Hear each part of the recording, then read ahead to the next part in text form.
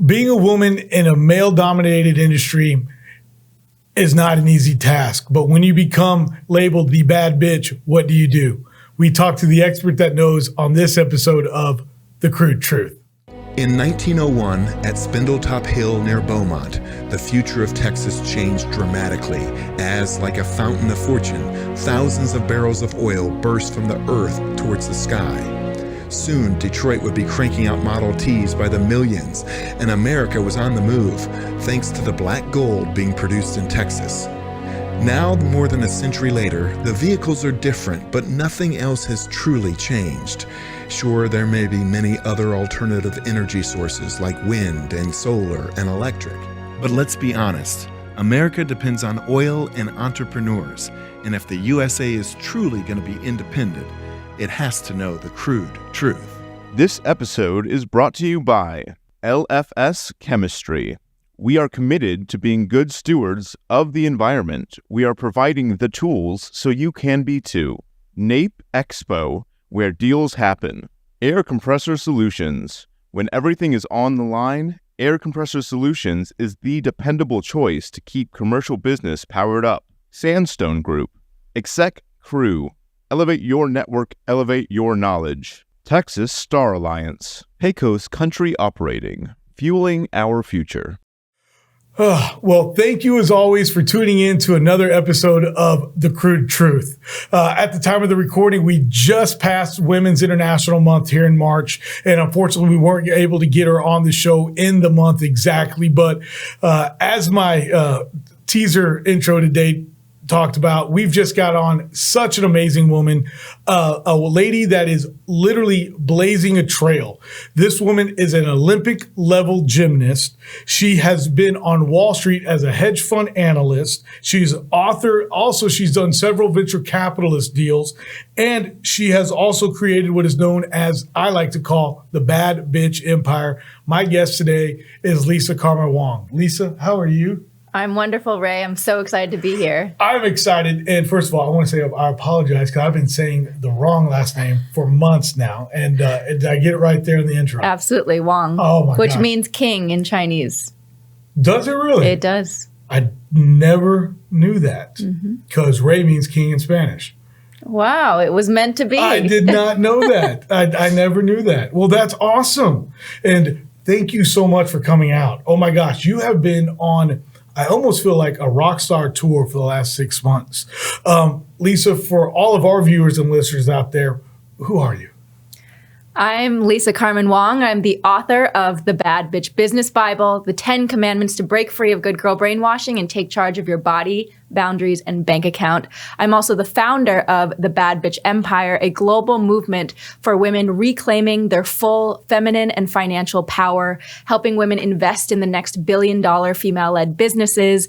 I'm an angel investor, a venture capitalist, a global keynote speaker, a certified executive coach, and so much more. And in a former life, I was a former 4-time USA national champion, USA Hall of Fame, and Olympic level gymnast. Whoa. I mean, you have been everywhere, but right now, like I said, on this Rockstar tour, for obvious reasons that you just listed off. Wow. And, with all these things that you have been doing, what made you decide to all of a sudden jump out and create this bad bitch empire? Well, after I sold my previous company, it was also focused on female empowerment. I sold it to a $1 billion fintech company. I started angel investing in female-led startups. And I realized at some point, as I was supporting women and helping them fundraise and coaching them through the process of how do you ask for money? How do you negotiate good terms with an investor? A lot of women had the same sort of imposter syndrome, the same sort of feeling unworthy, and this sort of permission-asking behavior, like, is it okay if I ask for more? Is it okay? Am I worthy?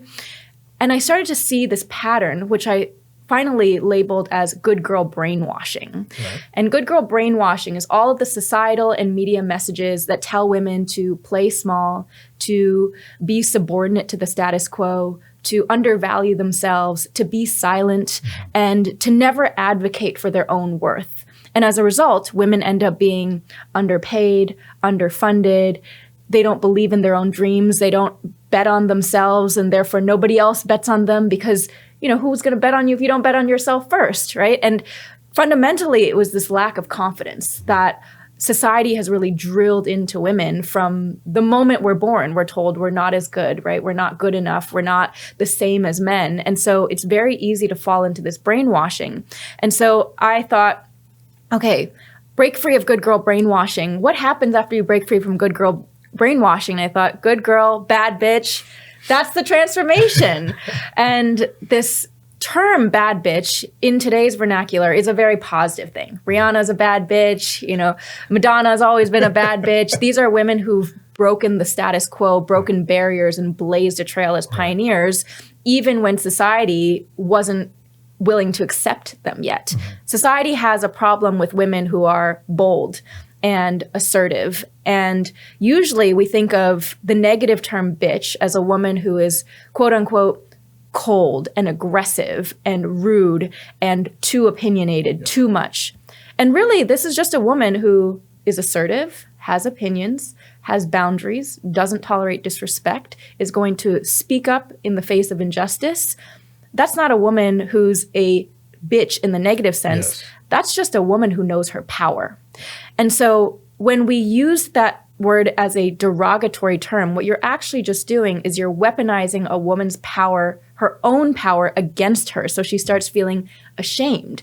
And so she starts to think, maybe I am too much. Maybe I am too loud. Maybe I am too opinionated. And her body language gets smaller and smaller and smaller until she tries to disappear, right? She feels like she's not worthy. And so being a bad bitch, when I started creating this movement, the Bad Bitch Empire, and I really birthed it, I knew I was onto something because I would ask women, what does it mean to you to be a bad bitch? And that woman would always have this rebellious little smile play on her face. And she'd be like, well, being a bad bitch to me means living my own truth, living my life on my terms. And so there was already a little bit of rebellion. And I knew because what that triggered in her was this inner truth that this is the power that I could have if I really believed in myself. And so I launched the Bad Bitch Empire, really focused on a specific aspect of power for women, which is financial power, something that women very rarely have equal access to. We receive 2% of all venture capital funding. Out of the $110 trillion of assets under management, women still manage barely 1% of that. So financial power is something that is essential for all women to truly have that power. And I created Bad Bitch Empire, focused on helping women build unapologetic worth and wealth together, because especially for women, you can't have that wealth if you don't have that worth, if you're not willing to advocate for yourself and willing to stand up for your value. And I realized these are both interconnected, and claiming being a bad bitch was really that reclamation of her power and reclamation of her worth and her respect and the value that she deserves. You talk about just being assertive, but also standing up for justice and not being disrespected or taking any disrespect. That's something that a lot of gentlemen have told me about you at some of these events that we've gone to together, or not together, but I've been at the same events, where it's like, man, when you actually talk to Lisa, they have literally said, I want my daughter to be like that, an entrepreneur, somebody that stands up for themselves, but also stands up for all others, and especially women, and is a great example of a business owner, an entrepreneur. Because like you just said, there's not a lot of real women entrepreneurs out there. I know for a fact, the first time we got to sit down and meet, I sat there and told you, as being in the oil and gas industry, we've had several investors that are big time investors that are women, and that they're the ones I'm talking to. They're the ones making these, multi-million-dollar decisions. And then you've got other great women that are also doing that. And there's no place, and nobody really hears about them or anything like that. And it's like, you have these strong women. And I just think that there's so much there, especially with what you talk about with the empowerment financially for women. Let's expand on that a little bit. And what exactly do you mean? Do you just mean that somebody knows how to save their money, or what? I think that there's too much of an emphasis for women on saving and budgeting. there's a really interesting statistic that almost 90% of money media targeted at women is about saving and spending less and budgeting, and 90% of money media targeted at men is about investing in growth. Mm-hmm. So even these messages that are subconsciously telling us as women, be afraid of risk, be afraid of spending your money, be afraid of investing because you'll lose it all and you have to budget and save.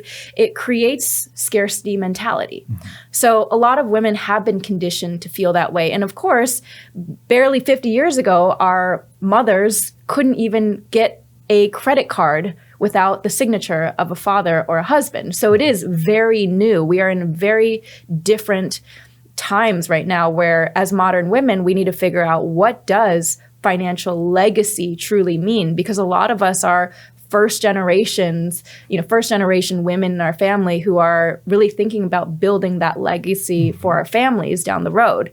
And so with money, I think this idea of there's a lot of these labels and negative labels that have been placed on women who want to be wealthy.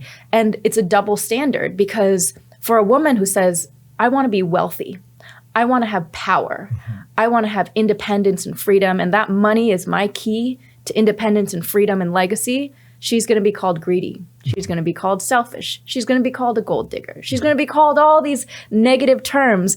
And she's going to seem like, oh, she's not humble. Oh, why does she want all this? Shouldn't she just be satisfied with what she already has? And especially if you are a woman who dares to dream big, and big being billions, right? And saying, I want to build an empire. I want to do it my way. It is very hard for a woman to stand out there and state that because she will get attacked. She will get criticized. She will get hate because people will think, who are you to think that you can do that? And I've gotten that myself. I think the fact that I dream big, that I'm very ambitious, that I am unapologetic about my voice, it triggers people. And it triggers men and it also triggers women. And I've noticed that it will trigger the people who are not used to seeing a young woman stand up for herself and stand up for her dreams. And so it's more important than ever to have these women who have been successful, who are blazing trails, to speak up and own their successes and share their achievements and really showcase, bring light to what's possible for future generations of women. I want to say this because you brought up the word legacy. Mm-hmm. And obviously being, again, in the oil and gas space, there's always about legacy, that generational wealth. And absolutely, you're right. There's nothing wrong with a woman wanting to do the same, to leave something for their kids to move forward with. Here in Texas alone, I want to kind of also tap into what you were talking about, how the $1 trillion, like less than 1% is managed by women. And you talked about the 2%.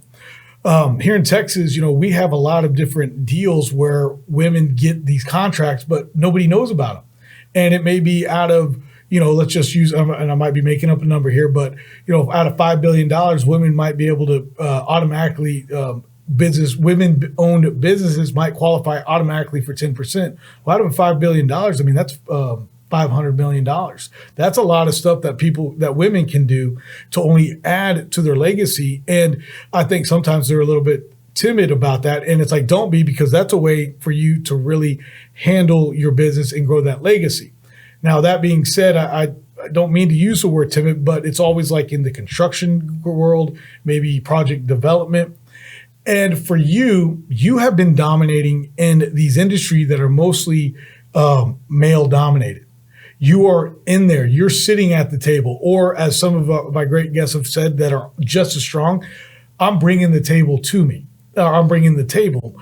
And so what is it about that? And what are you doing here in these male dominated industries that you're just rolling and just kicking butt and taking names?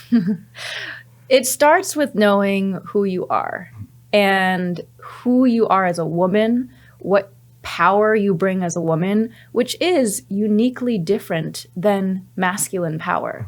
And for so long, we as women, previous generations have been taught, in order for you to succeed, you need to act like a man, you need to speak like a man, you need to dress like a man. And we have entered a modern era where, first of all, for those women who have paved the way, that way that it helped them is not going to help us now.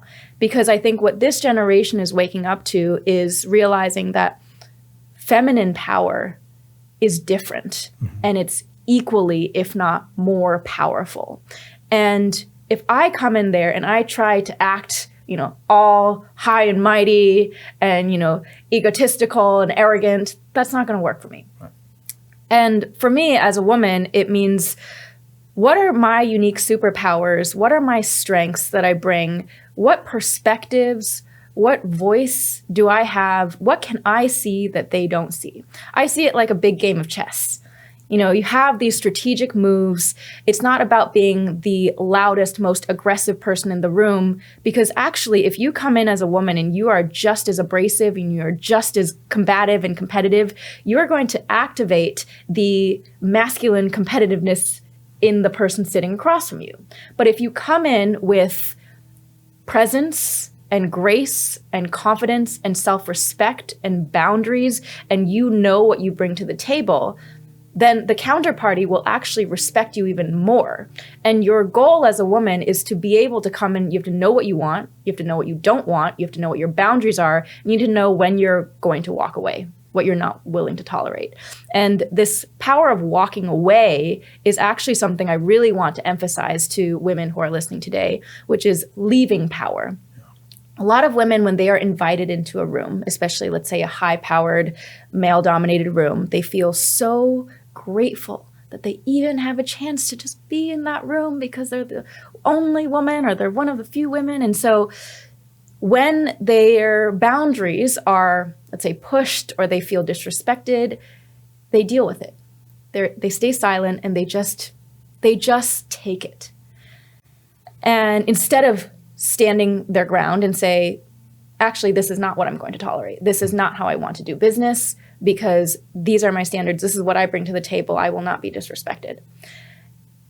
What most women aren't willing to do is they're not willing to leave and say, this is a bad deal. This is an opportunity that doesn't respect me. These are people that are not seeing my value. I'm not going to lower my standard to settle for a mediocre opportunity, because I know my power and I know that there's always going to be a better opportunity that really sees my value. And so that's the reason I say, and I have this slogan, this is the Bad Bitch Empire pendant, and the slogan for the Bad Bitch Empire is bad bitches never settle. Bad bitches never settle for mediocre opportunities, mediocre, business, average. You don't settle for less than what you truly, truly desire. You don't settle for anything less than your authentic truth and your highest self. And when you are grounded and understand that you have the power to create reality, you truly do. If you see your vision and you can fully understand that everything around the universe is going to conspire to make it work for you, if you respect yourself, believe in yourself, surround yourself with great people, and know the power you bring as a woman, the world better watch out. When you talk about that and you mentioned, the self-respect part and that enlightenment, what made you want to write, the Bad Bitch Business Bible? What was it about it? Well, the Bad Bitch Business Bible is all of my life, my entire journey from being a gymnast all the way to building and launching the Bad Bitch Empire. And I realized that I had made so many good girl mistakes in my own career, times that I settled, times that I allowed people to disrespect me, times when I silenced my own voice because I was afraid to speak up, afraid to walk away. Times I was harassed and really just didn't even realize it was happening. And I think as a woman, as a young woman, you don't really know better, especially if other women aren't openly talking about it. And so if women don't talk about it, then we're doomed to repeat the same mistakes over and over and over again. And so this was really my gift to women, hoping that they wouldn't if they read it, they see themselves in the book as well, and it will help them overcome some of the mistakes that I made faster, so that the next generation can also make even more progress. with everything you've been doing, from venture capital to being a financial analyst on Wall Street to having really a great group, and you also have a mastermind, is that correct? Also that you do things with, and you have a group that you work with. Is that how that works? Yep.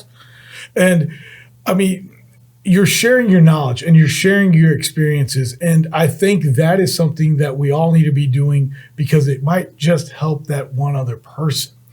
And I agree. I like how you said it. And, since you said it, it's like women are not the same as they even were 30 years ago. It's like everybody's, ships, tide rises all ships. And as we continue to grow as a people, and I do like to think we're growing in a positive way, I think everybody is. And having women at those seats at the table, I think is, just as important. And it goes back to almost to where it's like they're a person just like anybody else, right? So it's a great thing. And the way that you're doing it is like, hey, respect and just confidence. Mm-hmm. And when you have those two things, like you just said, you better watch out. For people out there that want to get in contact with the Bad Bitch Empire, how can they do that? Badbitchempire.com, baby. Yeah. And, we still are in the early parts of this year. Yes. I wasn't joking when you're on a rock star tour. What else do you got planned for the year? Are you doing any speaking engagements? Are you doing a rock event somewhere? I mean, what do you got going on? Oh, yeah. This is going to be a new era of the Bad Bitch Empire, and it's going to be big. So you mentioned my mastermind, mm-hmm. and I am expanding that into much more than just business and investing. So we've already talked about the power of women. Mm-hmm.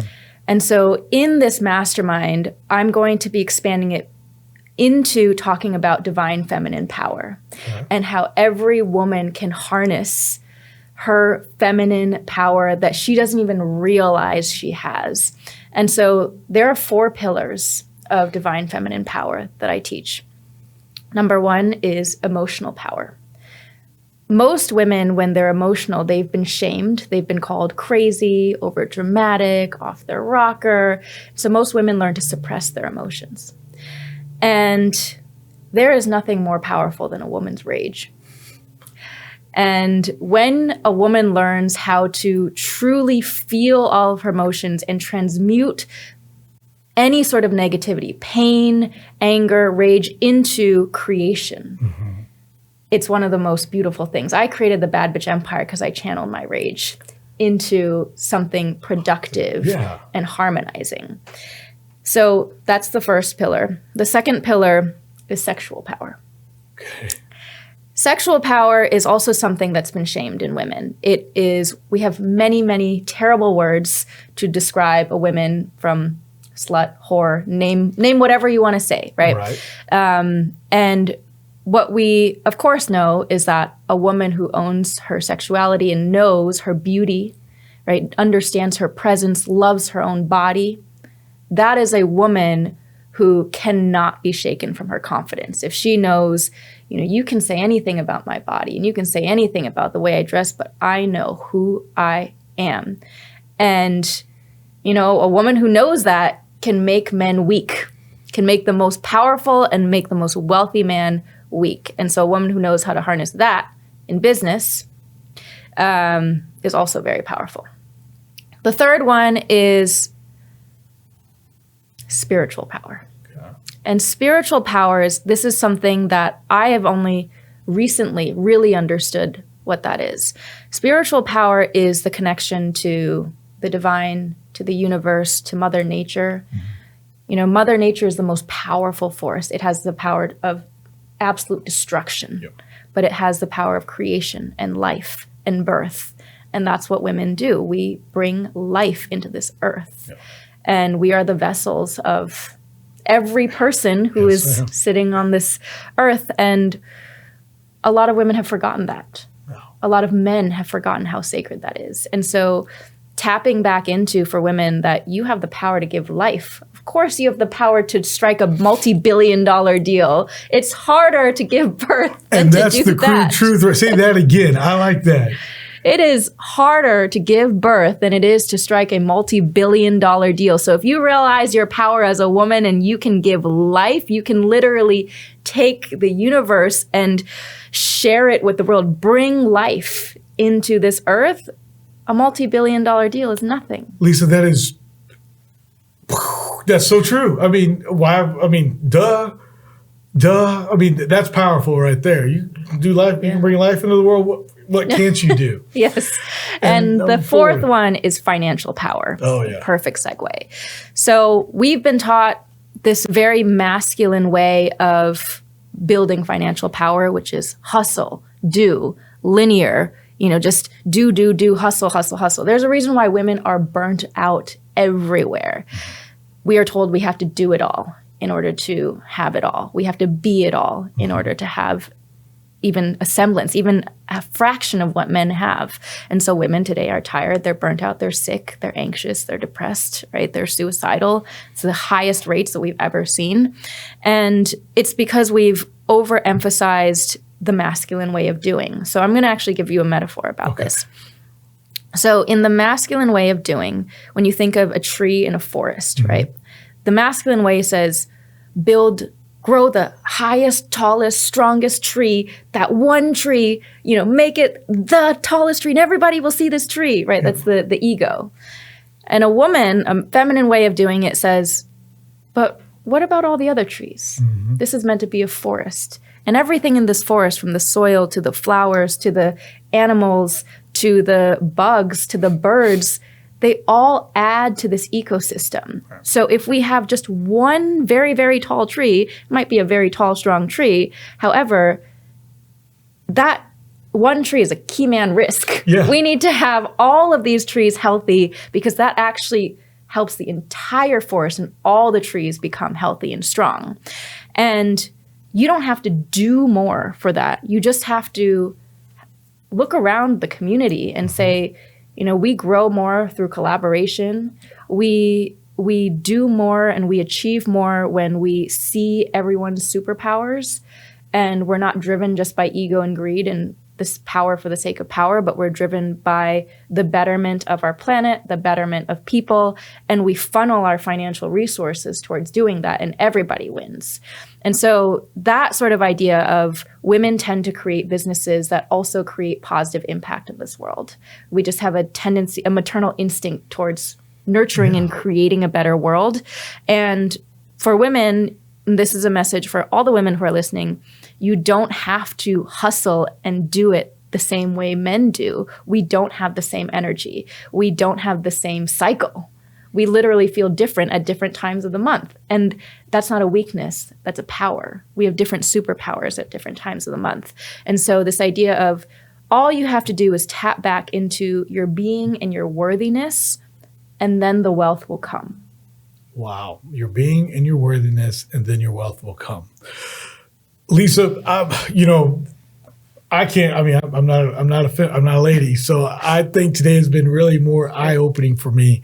And just listening to the power, and the energy is real. I feel it.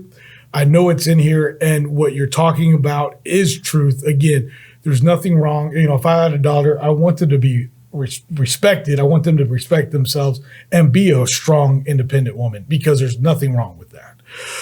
For people out there that are looking to either get with the Bad Bitch Empire in any form or fashion, how can they get a hold of you again? How can they reach out? So you can go to badbitchempire.com. You can go to lisacarmenwang.com, lisacarmenwang.com. Wang is actually the Americanized way of saying it. Wang is the Chinese way. Okay. So I got used to also saying it the American way. And then I thought, I'm going to reclaim. Nice. I'm going to reclaim. So, and you can follow me on all social channels, Instagram, LinkedIn, at Lisa Carmen Wang. Oh, man. Well, to everybody out there today, Lisa, I cannot thank you enough for doing this, because you came into town for this. So thank you very, very much. Everybody out there, if you got any questions for Lisa, please reach out to her via one of her social medias. If you got questions, let me know, and I'll do my best to get those to her. Again, we're all powerful people. We're all doing great. Let's see the good in everybody. And we'll see you again on another episode of The Crude Truth. Again, the Crude Truth would like to thank today's sponsors: LFS Chemistry, NAPE Expo, Air Compressor Solutions, Sandstone Group, Exec Crew, Texas Star Alliance, Pecos Country Operating, and Real News Communication Network. The easiest way to start your own podcast and TV show? Real News Communications Network. Stand out from your competition. Produce streams of high-quality social media content. Become a thought leader in your industry. With RNCN, you get to be the host. We handle everything else. Tour one of our 3 locations in Dallas, Fort Worth, and the Colony. Call 972-402-6333 or visit launchashow.com to find out more.